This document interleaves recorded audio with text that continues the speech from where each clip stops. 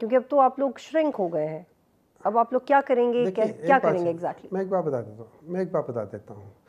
اگر سارے کے سارے ماں سوائے عمران خان کے سارے کے سارے عمران خان کو چھوڑ دیں اور عمران خان 100 بندوں کو کہہ دے یہ تم 100 بندے کھڑے ہو جاؤ ٹکٹ لے کر، وہ 100 بندے جیت جائیں گے.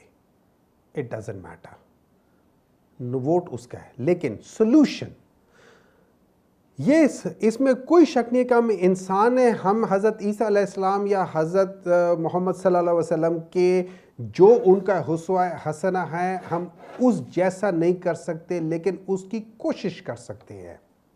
اب کوشش کرنے کے لیے ہم نے کیا کرنا ہے؟ اسحاق ڈار نے یہ بات کیوں کہی ہے؟ اس نے اس لیے کہی ہے کہ ہی ریئلائزڈ کہ جب تک عمران خان اور پاکستان تحریک انصاف کو آپ آن بورڈ لے کر نہیں آؤ گے، پولیٹیکل سٹیبلٹی نہیں آئے گی. پولیٹیکل سٹیبلٹی نہیں آئے گی، آپ کی اکنامک سٹیبلٹی نہیں آئے گی. آپ کی اکنامک سٹیبلٹی نہیں آئے گی، آپ کا پورا ملک تباہ ہوگا.